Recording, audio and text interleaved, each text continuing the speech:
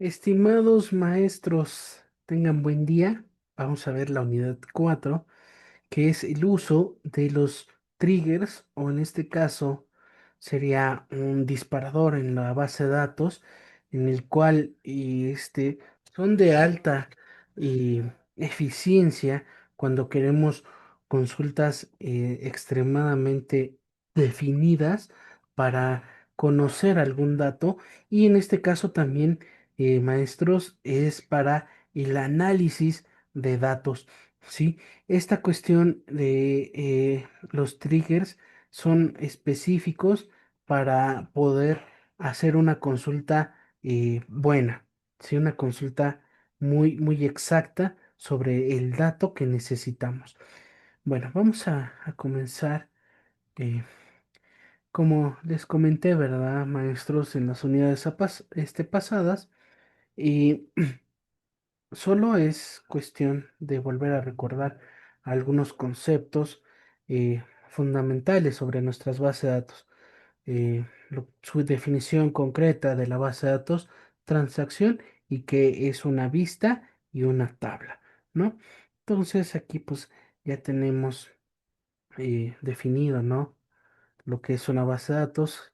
¿Qué podemos hacer en la base de datos? Son transacciones u operaciones, y una vista de consulta almacenada, y lo que es una tabla donde almacenamos físicamente los datos. ¿Sí?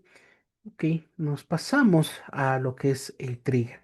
Nos dice que son herramientas poderosas para las bases de datos, en el cual nos permite ejecutar automáticamente instrucciones en respuesta a eventos específicos, donde podemos asegurar la integridad de los datos y también tener una buena automatización de tareas o de funciones, ¿sí? Em, un trigger en la base de datos nos dice que es un conjunto de instrucciones que se ejecuta automáticamente al producirse un evento dentro de una tabla, como insertar, actualizar o eliminar la tabla, ¿no? Esto del trigger nos permite la automatización de los procesos en lo que es una base de datos, sí, perdón, en lo que es un dato, y nos garantiza esa integridad de los datos para no perderlos.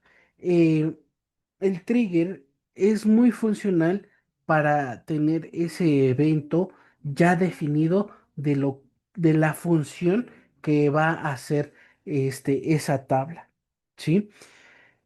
Bueno, en la parte de los triggers y la base de datos son esenciales para mantener la consistencia y la calidad de nuestros datos, obviamente dentro de nuestra base de datos, donde nos permiten hacer la ejecución automática y validar la integración de los cambios que estamos realizando en las tablas de esos datos, ¿no? Esos cambios o esas validaciones que estamos haciendo es porque necesitamos que no haya ningún tipo de redundancia en la información de la base de datos, ¿sí? La estructura de la base de datos es fundamental para poder realizar un trigger, ¿sí? Tanto como tener buenas entidades y optimizar nuestro almacenamiento y la recuperación de los datos.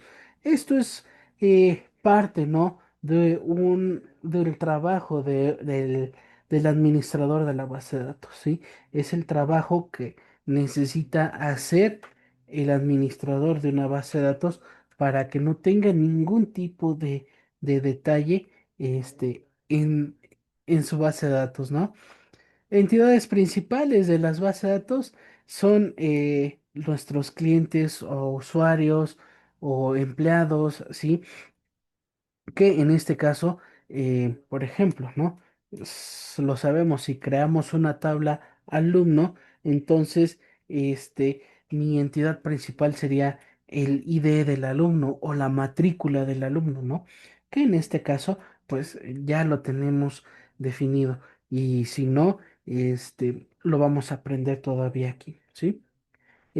Tenemos una base de datos que se llama prueba cliente, Dice que almacena la información sobre los clientes registrados, incluyendo el root y el cupo disponible, lo que permite gestionar su crédito de manera eficiente. Sí, aquí tenemos este, la tabla que se llama BD Prueba Usuarios. Nos dice que contiene los datos de los usuarios del sistema como root, nombre, edad y correo electrónico, ¿sí? Esenciales para la identificación y personalización de servicios.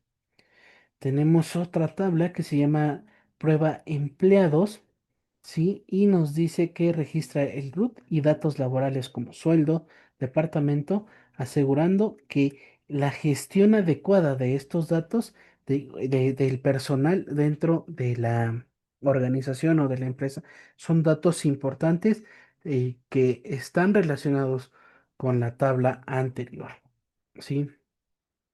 Tenemos otra tabla que es de prueba de departamentos, en el cual estamos definiendo la estructura organizativa de lo que es el departamento funcional de una empresa, ¿no? Incluyendo el ID y el nombre de cada departamento, junto con sus respectivas plazas disponibles. Y así es como se ve una diagrama de la base de datos con lo que se hizo, ¿no? Em, lo que es la tabla cliente, la tabla usuarios, empleados, departamentos, y así se ve qué campo está relacionado o qué tabla se relaciona una de la otra. Sí, vamos a ver la automatización de ingresos en el cual un trigger nos asegura la integridad de los datos, en el cual simplifica ese proceso o ese evento que vamos a realizar dentro de la tabla o vamos a realizar ese evento con un solo dato en específico de la tabla. ¿Sí? Por ejemplo, acá nos dice, se desea automatizar el ingreso de usuarios para que cada vez que se registre un usuario del tipo uno se inserte su root automáticamente en la tabla de empleados. Y aquí podemos hacer el primer evento con el trigger, ¿sí? Eh, Aquí tenemos, por ejemplo, eh, la parte de el login. A ver, lo vamos a poner por acá, que es lo donde queremos que se registre, ¿no?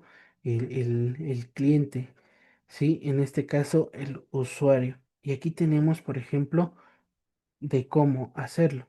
Recordar qué tipo de usuario es igual a uno significa que es usuario empleado, ¿sí? Ok, a ver, ahí está.